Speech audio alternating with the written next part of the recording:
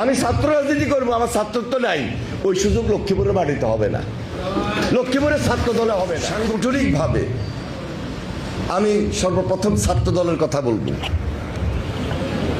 যারা ছাত্র দল আছে মনোযোগ দিয়ে শুনতে হবে। একদিকে পড়ালেখা, আরেকদিকে ছাত্র রাজনীতি।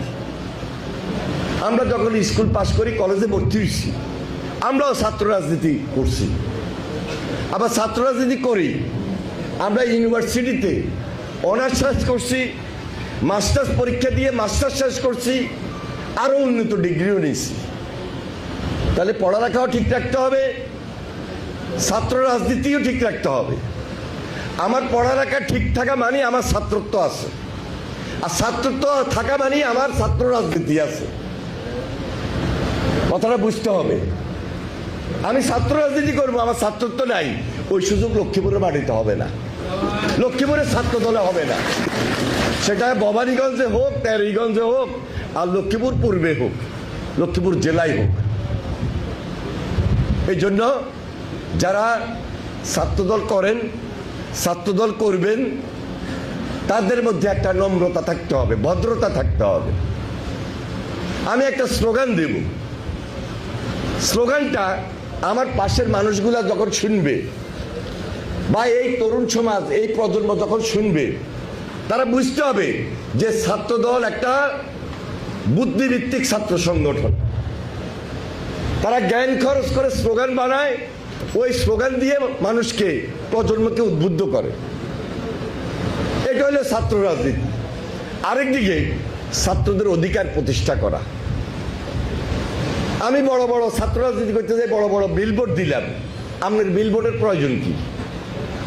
আপনি কি চেয়ারম্যান ভোট করবেন, না আপনি মেম্বার ভোট করবেন, না আপনি মেয়র ইলেকশন করবেন? যেটা ছাত্র দলের ইউনিয়নের প্রেসিডেন্ট সেক্রেটারি হইব, যেটা ছাত্র দলের থানার প্রেসিডেন্ট বা উপজেলার প্রেসিডেন্ট সেক্রেটারি হবে, জেলার প্রেসিডেন্ট সেক্রেটারি হবে, পৌরসভার প্রেসিডেন্ট সেক্রেটারি হবে, তার বড় বড় ছবির দরকার আছে নি? তাহলে উনি ছবিটা দেয় কেন? কারণটা কি? কি দৃষ্টি আকর্ষণ করবেন এটারা জানে। এত দৃষ্টি আকর্ষণের দরকার নাই।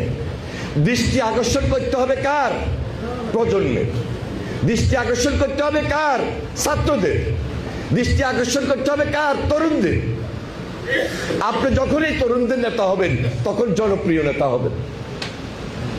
ওইভাবে দৃষ্টি আকর্ষণ করেন। বিলবোর্ড দিয়ে দৃষ্টি আকর্ষণ করার কোন সুযোগ ছাত্র দলের রাজনীতিতে হতে পারে না, থাকবে না লক্ষ্মীপুরের রাজনীতি।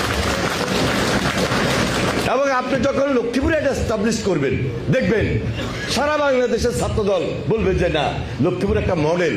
এই মডেল আমরা লক্ষ্মীপুর থেকে শুরু করে দিতে চাই, এবং এটা সম্ভব। আমি যেহেতু ছাত্র রাজনীতি করেছি, আমি যেহেতু ছাত্রদলের প্রেসিডেন্ট ছিলাম, আমি এখনো জেনারেশনের সঙ্গে কাজ করি, প্রজন্মের সাথে কাজ করি।